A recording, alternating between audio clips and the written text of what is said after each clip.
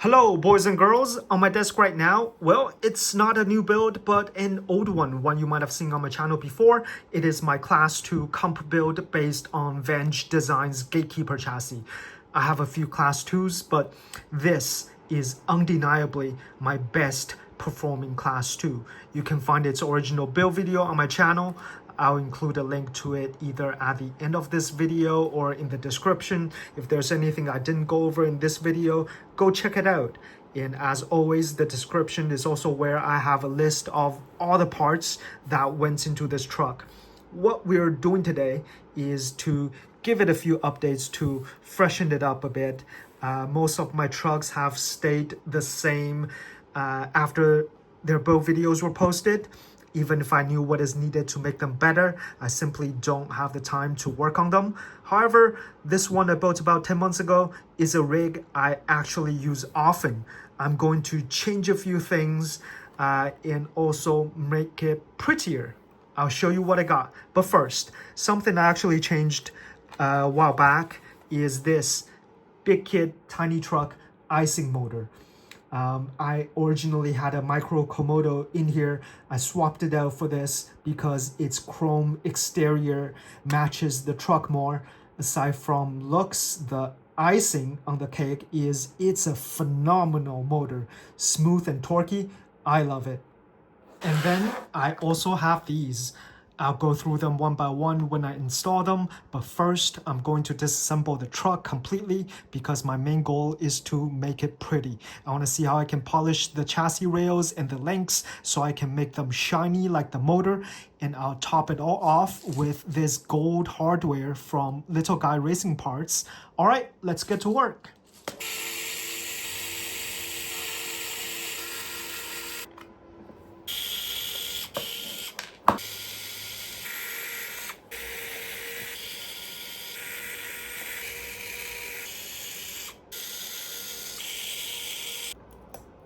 Okay, so here we have the chassis rails out. I'm going to use this 1000 grit sandpaper to get rid of the rougher imperfections.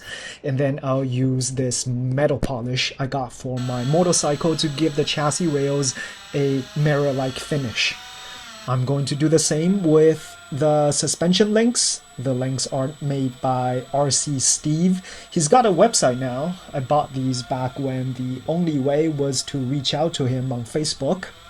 Let me also polish this motor mount while we're at it. This is a center motor mount from V.ENG. If I'm starting a new build today, I'd go with a mount that places the motor lower down, but I'm going to keep this on this truck because the motor is fairly small and light, and more importantly, I like how it puts the motor right there behind the windows where it's visible. I get a lot of what I'm doing here at this point is cosmetics, but hey, I think looking good is just as important. Although I've achieved a mirror-like finish, the polish is not perfect. There's still some fine scratches. I think it's because I didn't use any higher grit sandpaper like 1500 grit or 2000 grit before I started with the polishing compound. No matter, let's start putting the truck back together with the new parts I got. I bought a complete set of gold hardware from Little Guy Racing Parts. I'm going to make sure the best I can every screw and nut here is gold. Let's start first with the motor.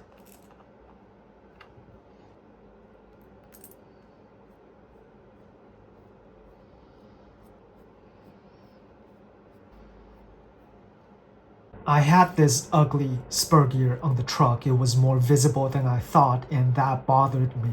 So I'm going to replace it with this one. I don't know if one is better than the other. I just figured this one looks nicer. I'm also going to cover up the black heat shrink with a white one, and also change the connector from a black one to a white one too.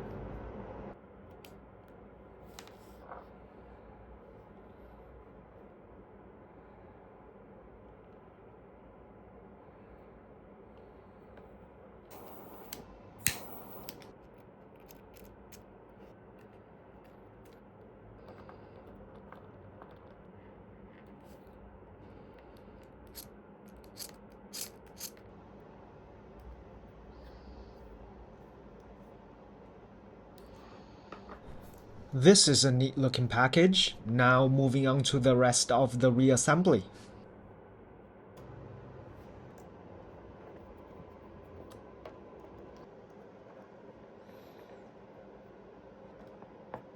These are Hardpark's 39mm single barrel long travel shocks. I had these Injora ones on the truck before. They are excellent shocks. But I got the Hardpark shocks mainly because of the silver shock bodies and the gold springs. They match this truck perfectly. They're pretty cool. They have this carbon fiber sleeve that spin for if your tires come in contact with the shock bodies, although I don't have that particular problem here with this truck. Hardpark offers springs of various thickness. I got some soft ones for the front and I'll find a stiffer pair for the back. Unlike the Injora shocks, these are friction shocks. There's no seals inside, so we'll be putting in a couple of dabs of diff grease and see how they do.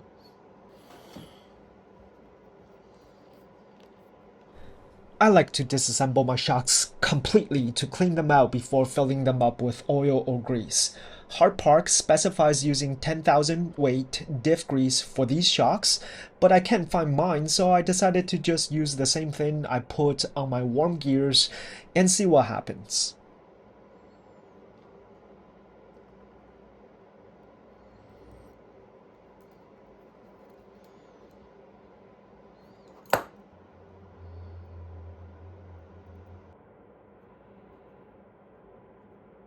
Normally, you'd install the sleeves on the top because that's where the tires would rub, but since I don't have that issue, I'm going to install the shocks upside down to put where the weight down low. Every little bit helps. I designed this 3D printed weight holder. It's available for you to download on my Maker World page for free. You just have to buy the metal weights to put in them, which you can do on Amazon. Again, links in the description. Actually have a few different weight holders for different knuckles and for both 1.3-inch wheels and 1.8-inch wheels, and also for rear axles. This is the first one I ever made. It is the glue-on type for MEUS front knuckles. On my later designs, I added disc brakes to them, so it's time to update these boring old ones. By the way, I also have them that are just disc brakes without any weight holders for those of you who are simply looking for extra scale points.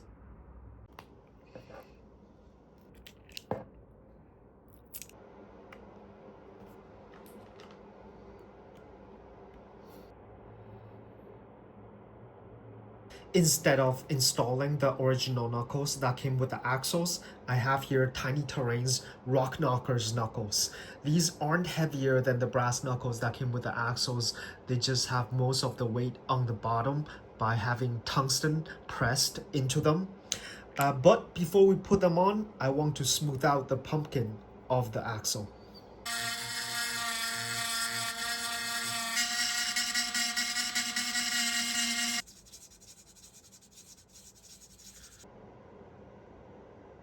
Now the pumpkin is thoroughly rounded. Another thing I want to do is to make the bottom knuckle screws not stick out and get caught onto rocks. To make that happen, I need to enlarge the bottom hole of the knuckle so that the screws can fit completely inside them. I used a M2.5 drill bit. It didn't take much to make the hole large enough.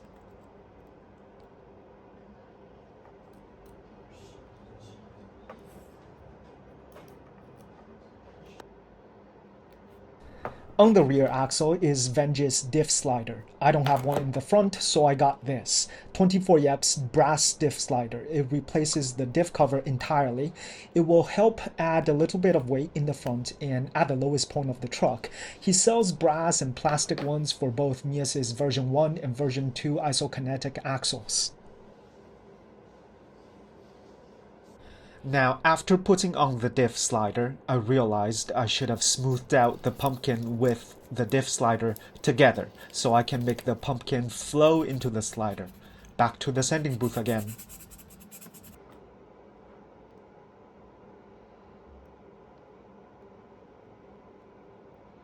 I'm installing a Little Guy Racing Parts limiting strap bracket on the servo. I don't actually want to limit travel, but I want to play around with slowing down the speed the axle or shocks extend to see how that could make a difference in stability.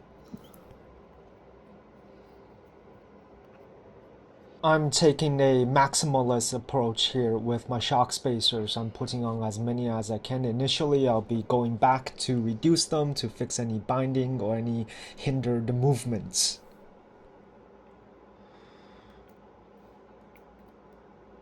It's finally time for my weight hangers. This fits both MEUS's original knuckles as well as these knuckles from Tiny Terrains. Some people tell me they also fit Injora's knuckles, but I've never tried. These are glue-on, so as long as the center of your knuckle is 20 millimeters in diameter, you can use them. I've also designed screwed-on types for other knuckles. All of them are rotatable, which is very important as it allows you to position the weights at the lowest point of your knuckles.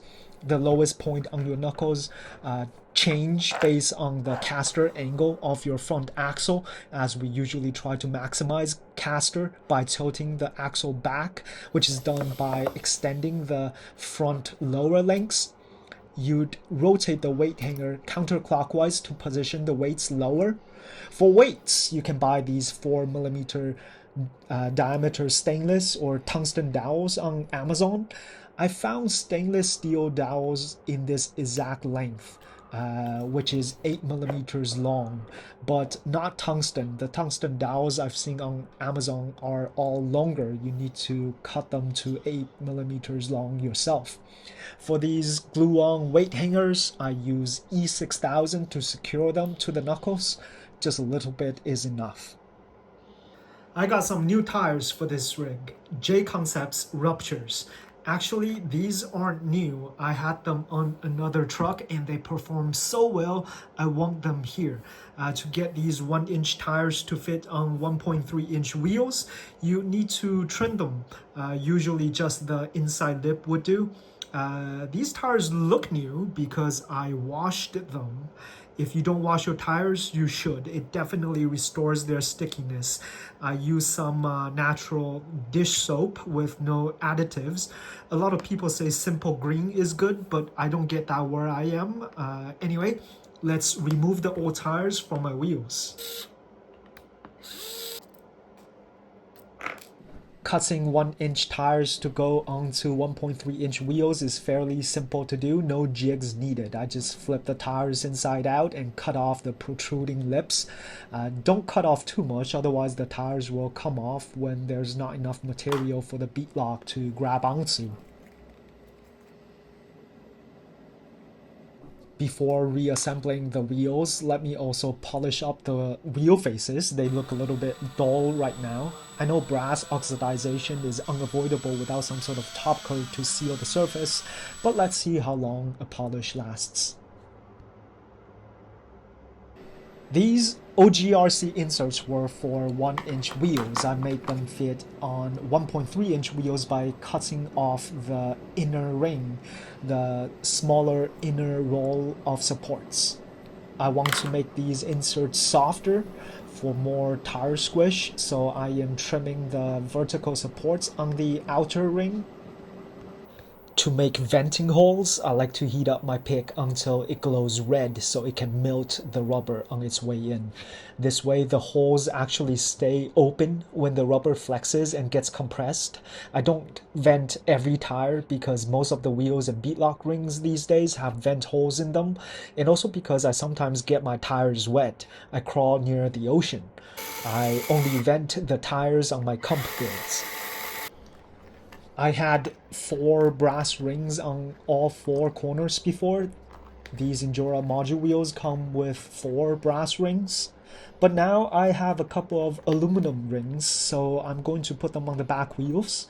You also notice I'm assembling the front wheels normally with the bolts facing in, and the rears, the bolts are facing out. With the bolts facing out, the wheel have more positive offset, which means they don't stick out as much.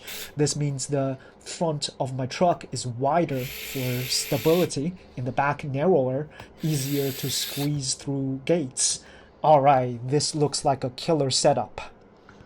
After assembling one wheel, I realized the inserts are way too wide for these JConcepts Ruptures, so I disassembled it again so I can further modify the inserts. I took a pair of scissors and started cutting off the sides to make them narrower. I like messing around with these cheap inserts and see how I can make them better.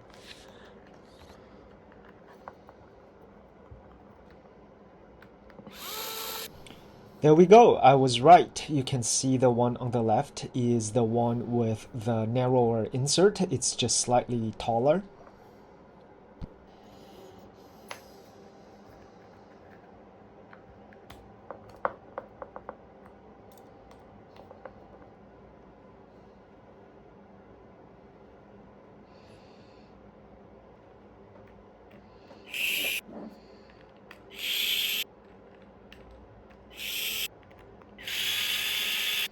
All we gotta do now is to reinstall the body.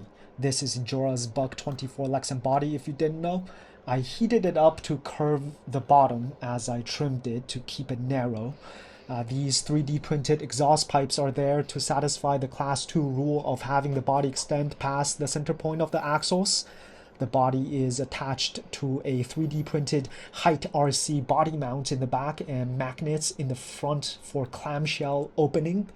Let's bring it over to my scale garage and put it up on the scales to see how the truck has changed.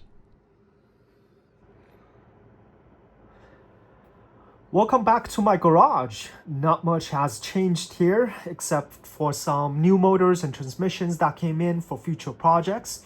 The truck is now up on the corner scales and looking at the measurements, we can see first off the overall weight has decreased.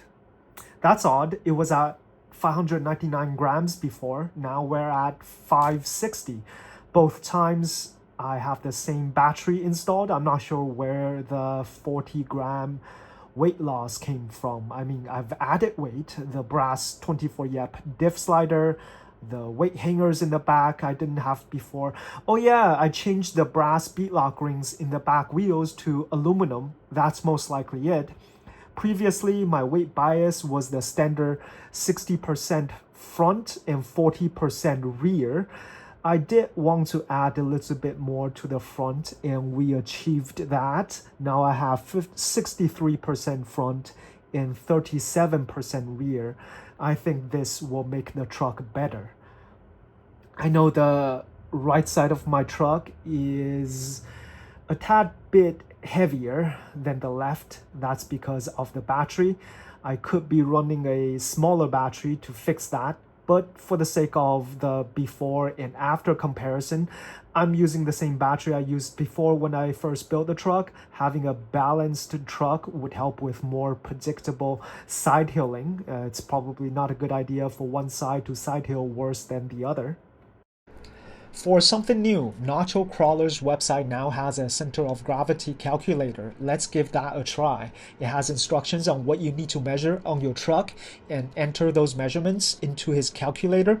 First is wheelbase, the distance between the center point of the front and rear wheels. I have 157 millimeters. And the track width, the distance between the center point of the tires left and right. I have different track widths front and back. I guess I'll do the front. It's 109 millimeters. I also need to measure my tire diameter. I have 61.5 millimeters. JConcepts says these tires are 63 millimeters in diameter. I suppose that is the unmounted diameter. After mounting, depending on how wide your wheels are, you end up with different mounted diameter. Anyway, next is go back to the corner scales and put these 3D printed blocks on the front scales and record how much the rear weighs with the front end lifted. Nodule Crawler's calculator includes the 3D model of these blocks. Okay, hopefully that was the right way to do it. The calculator is telling me the center of gravity of this truck is 23.1 millimeters from the ground. Well, I can't tell you whether that is good or not. I don't know what it was before. It also says center of gravity is 7.6 millimeters below the center line of the axle. Again, I don't know what a good number is. But what I can do is measure my most capable truck and see what that has, and that is my CO Designs Gladiator XL. You can find its build video on my channel, and after measuring it and weighing it, the calculator tells me its center of gravity is 31.1 millimeters from the ground, 8 millimeters higher than the V.ENG Gatekeeper. Well, it does have much larger wheels. Also, its center of gravity is about 2.1 millimeters below the axle. So number-wise, I've made my V.ENG Gatekeeper better than it. I love how now we're able to see the hard numbers behind the feelings we have. This calculator from Nodule would undeniably help us all build better trucks in the future. But for now, let's set the maths aside, take the truck out, and see how it drives in the real world. I've received many inquiries from this truck's original build video of people wanting to buy it. While I appreciate that very much, I'm just not looking to sell right now. Well, actually, never say never. If someone sends me a ridiculous offer, I probably will accept it. But it's fairly simple to slap together a rig like this. I mean, I have a build video that shows you how to do it. I'll link to it at the very end. None of what I'm doing is terribly complex. A lot of these things I'm doing for the very first time. Does the limiting strap help? I'd like to know too. I'm really just trying to find the sort of application that warrants having these limiting straps. I really don't have a clear idea at this point. I'm still pretty new to all this. But is this rig better now? I kinda think so. Camera doesn't show how steep some of these lines are.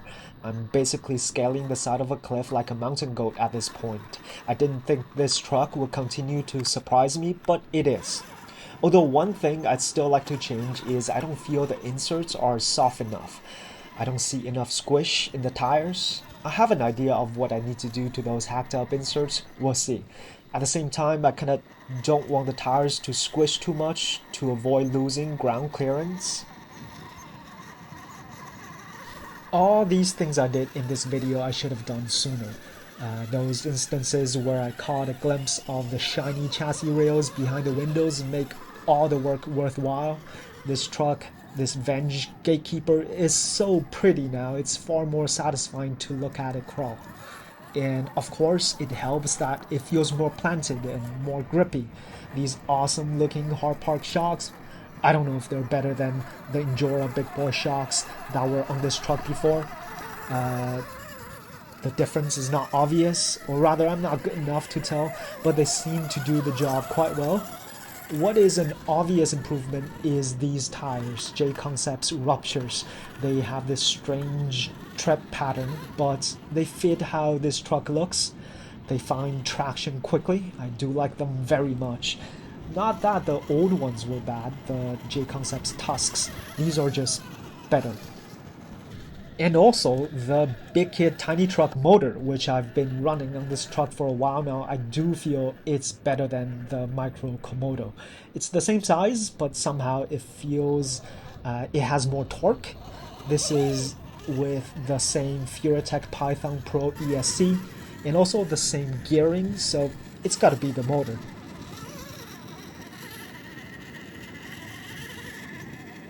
Again, the center of gravity of this rig is 7.6 millimeters below the center line of the axle. That's gotta be pretty good, right? I'm going to measure more of my trucks to see how it stacks up. Aside from the weight hangers I designed, those tiny terrains knuckles with a row of tungsten embedded on the lower half must have contributed to a lot of that low center of gravity. Watching back these clips, I realized there is one M1.5 screw that I didn't change to gold. I'm not talking about those M2s on the wheels, but a standard M1.4. I bet none of you would be able to guess correctly which one. Not the drive shaft screws, I changed those already.